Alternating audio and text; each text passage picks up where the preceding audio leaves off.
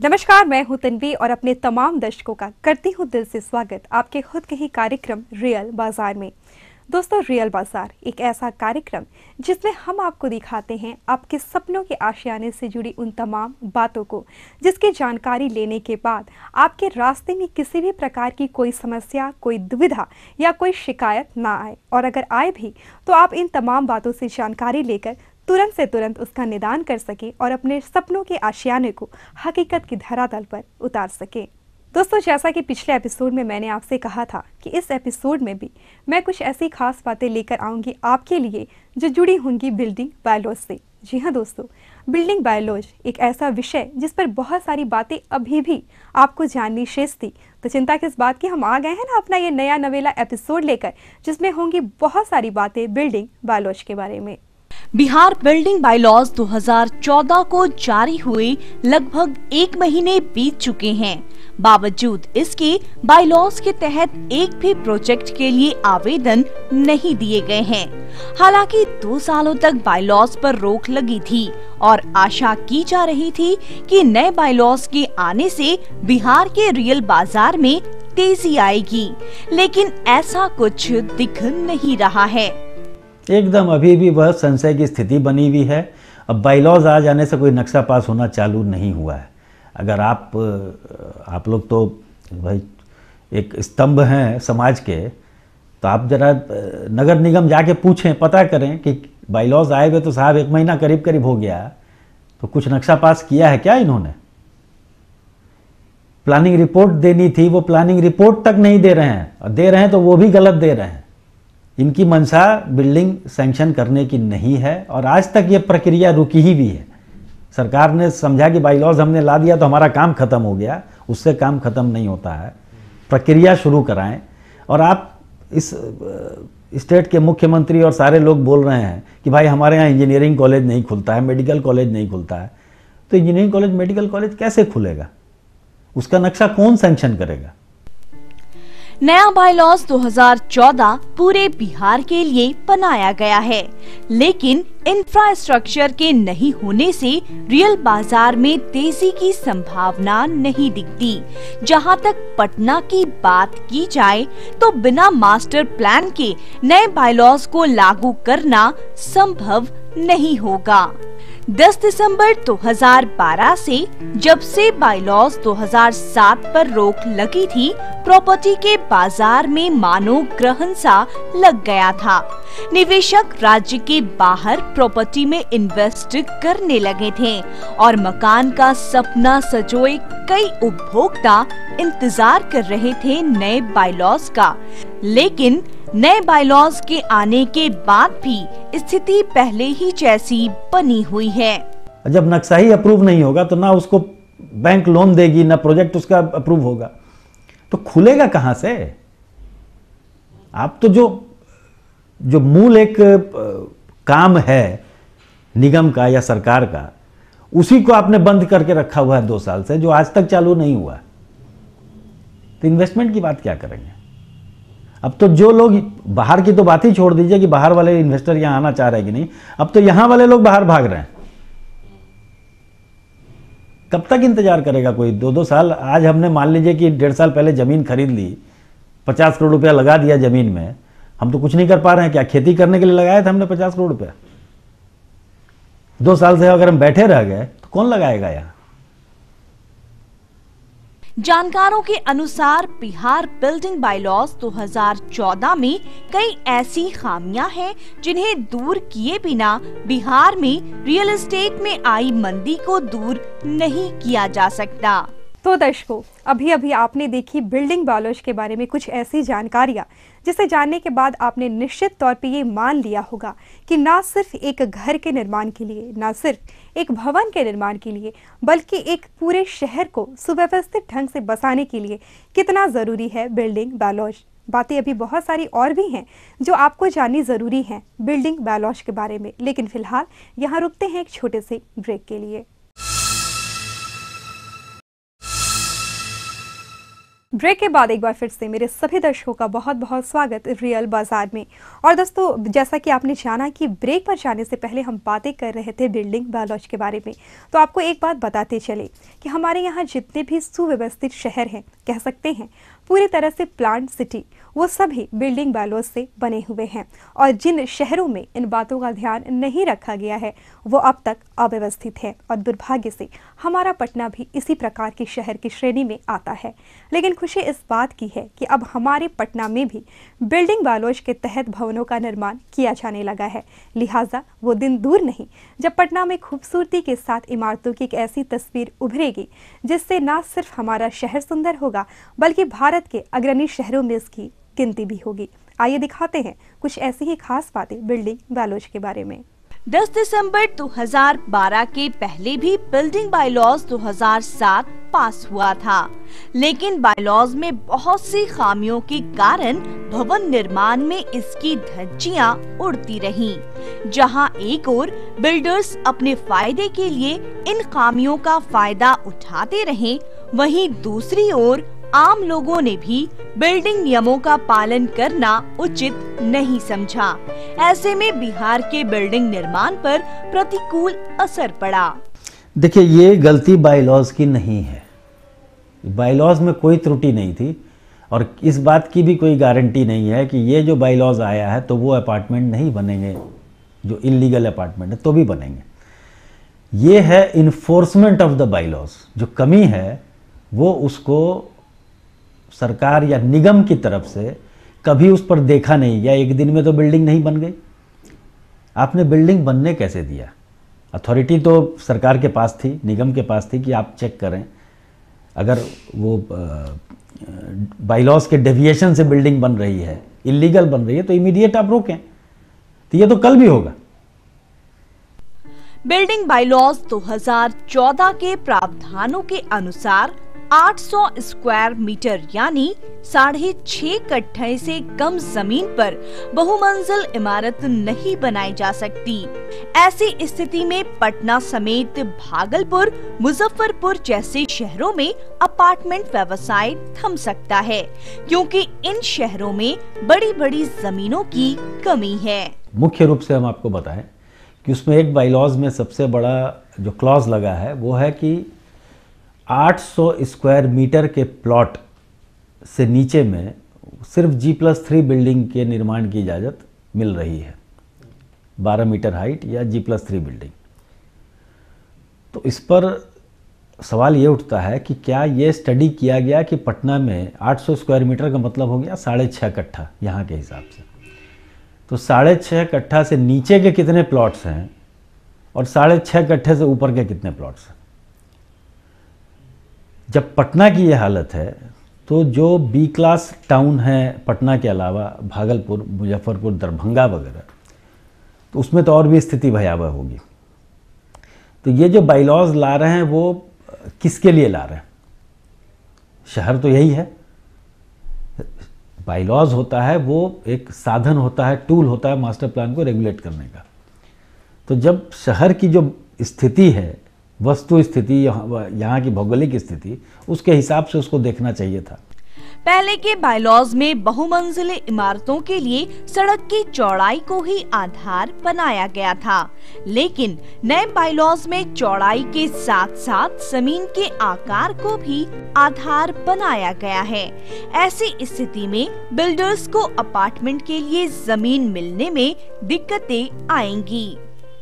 पटना शहर में मुश्किल से 5% प्लॉट हैं जो 6.5 कट्ठा से ऊपर होंगे, बाकी 95% प्लॉट जो हैं वो 6.5 कट्ठा से नीचे हैं।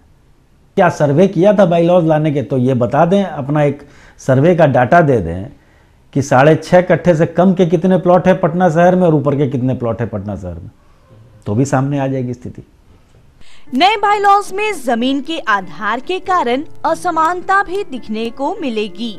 एक ही जगह 6.5 कट्ठे से कम पर G+3 और वहीं दूसरी तरफ 6.5 कट्ठे की जमीन पर बहुमंजिले इमारतें देखने को मिलेंगी, जबकि पूरे भारत में सड़क की चौड़ाई को ही बिल्डिंग की ऊंचाई का एकमात्र मापदंड माना गया है।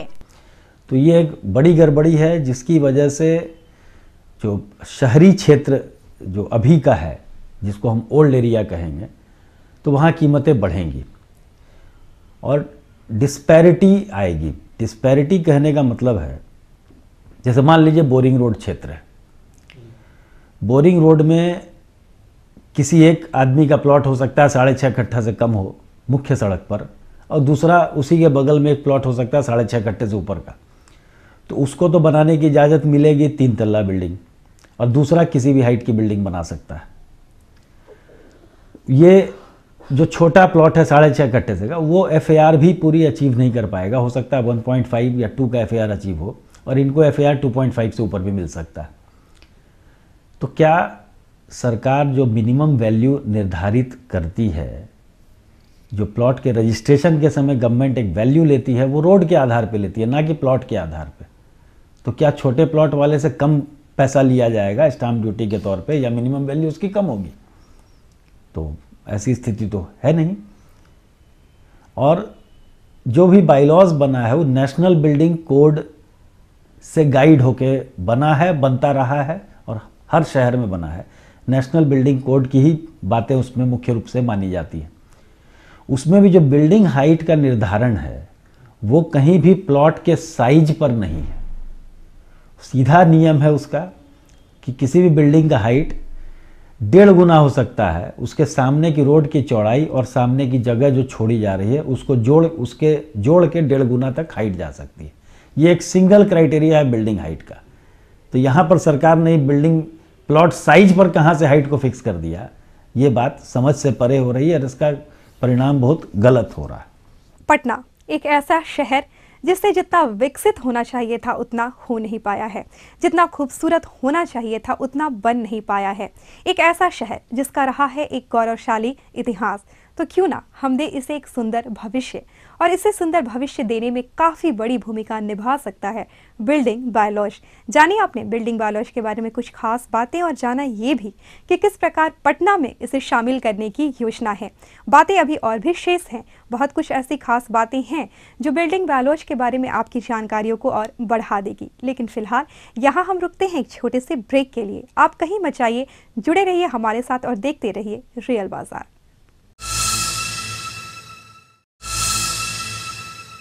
ब्रेक के बाद एक बार फिर से मेरे तमाम दर्शकों का बहुत बहुत स्वागत रियल बाजार में। और आज हम बातें कर रहे हैं बिल्डिंग बायलॉज के बारे में। दोस्तों, बिल्डिंग बायलॉज एक ऐसी योजना जो पिछले 2 सालों से अधर में थी, और इसी के साथ अधर में थी वैसे तमाम लोगों की योजनाएं भी जो अपने घर को लेकर उन्होंने देखे थे, क्योंकि उनका ये मानना था कि जब ये योजना पूरी तरह से क्रियान्वित हो जाएगी तो ही वो अपने घरों का निर्माण करेंगे, ताकि भविष्य के हिसाब से वो सुरक्षित हों, एक खूबसूरत घर का वो निर्माण कर सके। और अब जबकि ये योजना पूरी तरह से क्रियान्वित हो चुकी है, तो ऐसे कई सारे लोग जो अपने घरों को बनाने का सपना अपनी आंखों में सजो कर रखे थे, उसे अब वो हकीकत की धरातल पर लाना चाहते हैं। आइए देखते हैं इसी विषय पर कुछ खास जानकारियाँ। नया बायलॉज पुराने बायलॉज के मुताबिक अस्पष्ट नहीं है। नए बायलॉज में नए इलाके और पुराने इलाकों के लिए अलग अलग प्रावधान की व्यवस्था है, लेकिन ये अभी तक स्पष्ट नहीं हो पाया कि कौन सा एरिया पुराना है और कौन सा एरिया नया है। जानकारों के अनुसार ये जानकारी मास्टर प्लान से ही मिल सकती है, जो अभी संभव नहीं है। अपार्टमेंट निर्माण को लेकर नए बायलॉज में कई ऐसे प्रावधान दिए गए हैं जिनके लागू होने से फ्लैट की कीमतें बढ़ेंगी और आम लोगों के घर का सपना सपना ही रह जाएगा। 3.5 कट्ठे से कम की जमीन पर बेसमेंट नहीं बन सकेंगे और कमर्शियल बिल्डिंग के लिए 30% जगह पार्किंग के लिए छोड़नी पड़ेगी। ऐसे में बिल्डिंग के लिए कम जमीन बचेगी और इसका असर लोगों की जेब पर पड़ेगा। दूसरा एक मुख्य इसमें बड़ी कमी है, वो ये है कि बेसमेंट बनाने की इजाज़त ये 500 स्क्वायर मीटर से कम के प्लॉट पे नहीं दे रहे हैं। 500 स्क्वायर मीटर का मतलब हो गया करीब 3.5 कट्ठा। अब कई ऐसी सड़कें हैं जो मुख्य सड़क जहाँ की ज़मीन की कीमत 1.5 करोड़ 2 करोड़ रुपए कट्ठा है, जैसे फ्रेजर रोड, डाक बंगला रोड जैसी जो सड़क है, तो वहाँ पर छोटे छोटे प्लॉट हैं जो कि ग्राउंड फ्लोर पे दुकानें बन सकती हैं। लेकिन इस नियम के वजह से कभी भी ग्राउंड फ्लोर पे दुकान नहीं बन पाएगी, क्योंकि बेसमेंट अलाउ करेंगे नहीं। पार्किंग 25% देना है कमर्शियल में, तो वो किसी भी हालत में हमको ग्राउंड फ्लोर पर ही पार्किंग देना पड़ेगा। मतलब वो कभी भी दुकान ग्राउंड फ्लोर पे नहीं बन सकती अगर वो प्लॉट 3.5 कट्ठा से कम का है। जानकारों के मुताबिक पटना में बेली रोड, आशियाना, दीघा रोड और बाईपास जैसी चंद सड़कें 30 फीट या उससे अधिक चौड़ी हैं। लेकिन यदि पटना से बाहर जैसे पूर्णिया, भागलपुर, मुजफ्फरपुर, गया, दरभंगा की बात की जाए तो क्या रियल एस्टेट की कल्पना यहाँ सार्थक होगी? जब पटना की ये हालत है तो जो बी क्लास टाउन है पटना के अलावा, भागलपुर, मुजफ्फरपुर, दरभंगा वगैरह, तो उसमें तो और भी स्थिति भयावह होगी। तो ये जो बाईलॉज ला रहे हैं वो किसके लिए ला रहे हैं? शहर तो यही है। बाईलॉज होता है वो एक साधन होता है, टूल होता है मास्टर प्लान को रेगुलेट करने का। तो जब शहर की जो स्थिति है, वस्तु स्थिति, यहाँ की भौगोलिक स्थिति, उसके हिसाब से उसको देखना चाहिए था। तो ये एक बड़ी गड़बड़ी है जिसकी वजह से जो शहरी क्षेत्र जो अभी का है, जिसको हम ओल्ड एरिया कहेंगे, तो वहाँ कीमतें बढ़ेंगी। नए बिल्डिंग बाईलॉज के अनुसार 70 फीट चौड़े प्लॉट पर दोनों ओर 4.5 मीटर सेटबैक छोड़ना जरूरी है। ऐसे में भवन निर्माण के लिए सिर्फ 40 फीट जगह ही बचेगी, जिसका खामियाजा फ्लैट खरीदार को भुगतना पड़ेगा। ऐसे में फ्लैट महंगे होंगे। अब जो बाईलॉज आया है, नया बाईलॉज, उसमें जो मैं वर्कआउट करके देख रहा था, 30 कट्ठे तक भी आप FAR अचीव करना आपके लिए बहुत मुश्किल है। और इस बाईलॉज में प्लॉट की लंबाई चौड़ाई के आधार पर सेटबैक नहीं है। पहले वाले बाईलॉज में बहुत ही अच्छे तरीके से सेटबैक को दिया गया था कि अगर आपकी प्लॉट की चौड़ाई इतनी है तो आपको साइड में इतना छोड़ना है, लंबाई इतनी है तो आगे पीछे इतना छोड़ना है। अब एक उदाहरण के तौर पे जैसे सपोज कीजिए कि हमारा प्लॉट जो है 70 फीट बाई 300 फीट का है, बड़ा प्लॉट है, 21,000 स्क्वायर फीट का प्लॉट है, लेकिन हम बिल्डिंग उस पर नहीं बना पाएंगे। इन्होंने नियम क्या कर दिया कि कम से कम अगर आपको G+4 बिल्डिंग भी बनानी है तो आपको 4.5 मतलब 15 फीट तो चारों तरफ, 3 तरफ छोड़ना है और आगे और ज़्यादा छोड़ना है। तो 30 फीट चला जाएगा 70 फीट में से, और 40 फीट भाई पता चलेगा कि आप 250 फीट की बिल्डिंग बना रहे हो, नहीं बनेगी। तो ये प्रैक्टिकल नहीं है। बड़ी समस्या इस बाईलॉज के साथ है कि ये प्रैक्टिकल नहीं है, प्लॉट के साइज के आधार पे नहीं है ये बाईलॉज। पहले वाले बाईलॉज पूरे के पूरे तौर पे एनालाइज करके प्लॉट की लंबाई चौड़ाई के अनुपात पे बने हुए थे। सबसे अहम बात जो इस बाईलॉज में कही गई है वो है कि पूरे पटना में भवन निर्माण को रेगुलेट करने के लिए पटना प्लानिंग अथॉरिटी का गठन होना है, लेकिन अब तक इसका गठन नहीं हो पाया। ऐसे में बिल्डर्स में संशय की स्थिति बनी हुई है। तो दोस्तों, आज देखा आपने फिर से बिल्डिंग बाईलॉज के बारे में कुछ बातें पिछले एपिसोड में अधूरी रह गई थी, जिससे हमने इस एपिसोड में पूरा करने की कोशिश की, और जाना आपने कि किस प्रकार रियल बाजार के क्षेत्र में एक बहुत ही अच्छा कदम साबित हुआ है बिल्डिंग बाईलॉज, क्योंकि पिछले 2 वर्षों से ये योजना अधर में थी और इसी कारण से अधर में लटके थे कई लोगों के घरों के सपने भी। लेकिन अब इस योजना के आने के बाद लोगों ने अपने घरों के सपने को फिर से देखना शुरू कर दिया है, उसे अब हकीकत में ढालना शुरू कर दिया है, क्योंकि सब लोगों का ये मानना है कि चाहे वो घर हो या फिर भवन, उन्हें सुंदर तरीके से निर्मित होना चाहिए, साथ ही साथ पर्यावरण के दृष्टिकोण से और एक शहर की खूबसूरती के हिसाब से भी भवनों का निर्माण होना चाहिए। और इन सभी चीज़ों में बिल्डिंग बाईलॉज काफ़ी कारगर साबित हो रहा है। तो दर्शकों, आज के लिए बस इतना ही। लेकिन अगर आपके मन में है कोई सवाल या फिर देना चाहते हैं आप हमें कोई सुझाव, या बिल्डिंग वालों से जुड़ी किसी भी बातों को आप करना चाहते हैं हमसे साझा, तो आप हमें मेल कर सकते हैं। मेल करने के लिए फटाफट उठाएं कागज और कलम और नोट करें हमारा ईमेल आईडी। हमारा ईमेल आईडी है realbazaar.etv@gmail.com। तो दोस्तों, आज के लिए बस इतना ही। लेकिन चलते चलते हमारी पूरी रियल बाजार की टीम की तरफ से उन सभी लोगों को ढेरों ढेर शुभकामनाएं जिनके घरों का सपना बिल्डिंग वैल्यूज के आने के बाद पूरा हो गया है। इसी के साथ दीजिए हमें इजाजत। मिलते हैं अगले एपिसोड में कुछ और नई बातों, कुछ और जानकारियों के खजाने के साथ। तब तक के लिए नमस्कार।